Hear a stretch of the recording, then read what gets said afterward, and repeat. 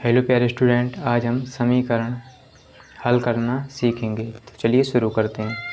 तो सबसे पहला सवाल है यहाँ पर x + 5 = 10।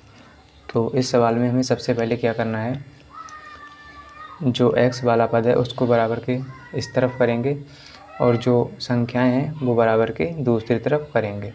तो सबसे पहले हमें यही करना होता है, जो x वाले पद होते हैं वो बराबर के इस तरफ करेंगे और जो संख्याएं होती हैं यानी नंबर्स होते हैं वो बराबर की दूसरी तरफ करेंगे, है ना।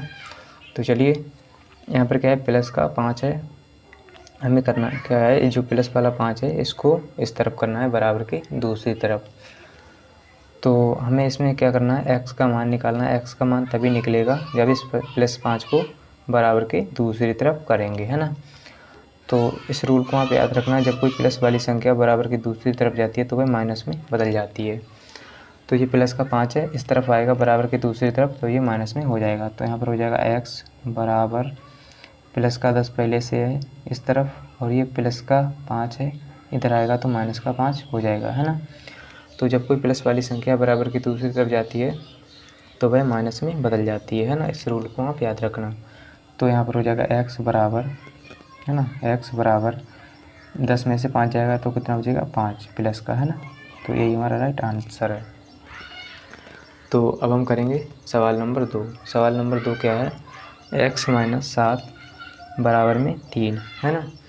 तो x - 7 = 3 है, हमें क्या करना है, इसमें x का मान निकालना है यानी समीकरण को हल करना है। तो हम क्या करेंगे, इस -7 को बराबर की दूसरी तरफ ले जाएंगे, है ना।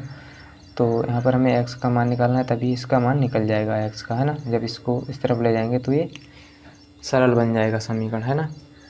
चलिए अब क्या करेंगे, देखिए -7 है, इस तरफ जाएगा तो ये +7 हो जाएगा, है ना। तो जब कोई माइनस वाली संख्या बराबर की दूसरी तरफ जाती है तो वह प्लस में बदल जाती है। इस रूल को आप याद रखना। तो हम क्या करेंगे, यहाँ पर हो जाएगा x बराबर, ये प्लस का 3 पहले से है, ये -7 जाएगा इस तरफ हो जाएगा तो +7 हो जाएगा, है ना। इसका चिन्ह बदल जाएगा। इस रूल को आप याद रखना। तो बिल्कुल मैं आपको बारीकी से समझा रहा हूँ, यानी स्टेप बाय स्टेप समझा रहा हूँ, बिल्कुल 0 लेवल से। तो इसमें हमने क्या सीखा, जब कोई प्लस वाली संख्या बराबर की दूसरी तरफ जाती है तो माइनस में बदल जाती है। और इसमें हमने क्या सीखा, जब कोई माइनस वाली संख्या बराबर की दूसरी तरफ जाती है तो वह प्लस में बदल जाती है। तो ये प्लस में हो गई। अब यहाँ पर कितना हो जाएगा, x बराबर 3 और +7 कितना हो जाएगा, 10, है ना। तो यही हमारा राइट आंसर है। तो अब हम करेंगे सवाल नंबर 3। सवाल नंबर 3 क्या है, 3x + 5 = 15। तो इसमें हमें क्या करना है, ये प्लस का 5 है, बराबर के इस तरफ ले जाएंगे, तभी जो है x का मान हमारा निकल जाएगा आसानी से, है ना। तो इसमें क्या करना है, इस +5 को इस तरफ ले जाएंगे तो ये -5 हो जाएगा, है ना। तो यहाँ पर हो जाएगा 3x बराबर लगाएंगे और ये 15 प्लस का है पहले से इसमें, और ये -5 हो जाएगा इस तरफ आएगा तो, है ना। तो पहले सवाल में हमने क्या सीखा था कि जब कोई प्लस का नंबर बराबर के दूसरी तरफ जाता है तो वह माइनस में बदल जाता है। तो चलिए यहाँ पर हो जाएगा 3x, है ना, 15 में से 5 जाएगा कितना बचेगा, 10, है ना। अब क्या करेंगे, 3 और x के बीच में कौन सा चिन्ह है, यहाँ पर कोई भी चिन्ह नहीं लगा है ना, 3 और x के बीच में। तो यहाँ पर कोई भी चिन्ह नहीं तो कौन सा चिन्ह होगा, गुणा का चिन्ह। इनके बीच कौन सा चिन्ह है, गुणा का चिन्ह। तो जब कोई गुणा वाली संख्या बराबर की दूसरी तरफ जाएगी तो वह बटे में बदल जाएगी, है ना। तो इस रूल को आप याद रखना, जब कोई गुणा वाली संख्या बराबर की दूसरी तरफ जाती है तो वह भाग में यानी बटे में बदल जाती है। तो हम क्या करेंगे, इसमें यहाँ पर हो जाएगा x बराबर 10/3, है ना। तो यही हमारा राइट आंसर है। तो हमने इसमें क्या सीखा, जब कोई गुणा वाली संख्या बराबर की दूसरी तरफ जाती है तो वह भाग में यानी बटे में बदल जाती है यानी चली जाती है। तो इसमें देखिए आप, इसमें क्या है, इन दोनों के बीच में गुणा का चिन्ह है। तो हमने क्या किया, x का मान तभी निकलता है जब हम इस 3 को इस तरफ भेजेंगे, है ना, तभी तो निकलता है इसका मान। तो हमने क्या किया, इस 3 को इस तरफ भेज दिया तभी हमारा x का मान निकल गया, है ना। चलिए अब हम करेंगे सवाल नंबर 4। सवाल नंबर 4 क्या है, x/7 = 10।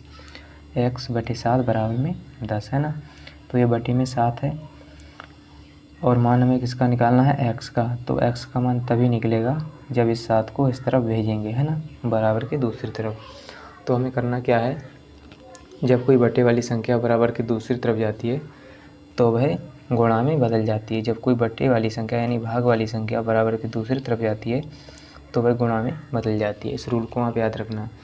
तो हमें क्या करना है, यहाँ पर लिखेंगे x बराबर, अब देखिए इसको हम इस तरफ भेजेंगे, है ना, तो ये क्या हो जाएगा, गुणा में बदल जाएगा 7, है ना, गुणा में हो जाएगा 10 के 7, है ना। तो 10 के गुणा में कितना हो गया, 7 हो गया। तो यहाँ पर कितना हो जाएगा, x बराबर में 10 सत्तू 70, है ना। तो 10 सत्ते 70 हो गया, इसका x का मान आ गया। तो यही इसका राइट आंसर है ना। तो हमने इसमें क्या सीखा, जब कोई भाग वाली यानी बटे वाली संख्या बराबर की दूसरी तरफ जाती है तो वह गुणा में बदल जाती है। तो अब हम करेंगे सवाल नंबर 5। सवाल नंबर 5 क्या है, 5y माइनस का 2 बराबर में 3y प्लस का 7। इसमें क्या करना है, इसमें y सेम तरीका है। इसमें y वाले पद को करेंगे एक तरफ और जो संख्या यानी नंबर्स हैं उसको करेंगे बराबर के दूसरी तरफ। चलिए, ये y वाला पद है, ये भी y वाला पद है, तो इसको हम इस तरफ ले आएंगे। तो 5y, ये माइनस का हो जाएगा, 3y ये प्लस का है तो ये माइनस का हो जाएगा, इस तरफ आएगा तो, और यहाँ पर हो जाएगा 7 प्लस का पहले से है और ये माइनस का 2 है तो इस तरफ आएगा तो ये प्लस का 2 हो जाएगा, है ना। तो ये माइनस वाला 2 इस तरफ आया तो प्लस का हो गया, है ना। तो यहाँ पर कितना हो जाएगा, 5y माइनस का 3y कितना हो जाएगा, 2y बचेगा, है ना, बराबर 7 प्लस 2 9 हो जाएगा, है ना। अब देखिए हमें मान किसका निकालना है, यानी y का मान निकालना है।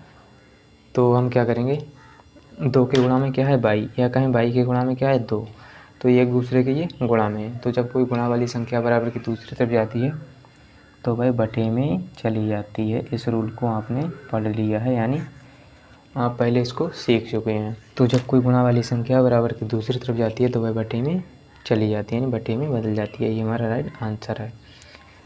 तो उम्मीद करता हूँ कि आपको ज़रूर समझ में आया होगा। अगर वीडियो अच्छा लगा है तो वीडियो को लाइक कर दीजिए एंड चैनल को सब्सक्राइब कर लीजिए। मिलते हैं अगली वीडियो के साथ। आज के लिए इतना ही, जय हिंद।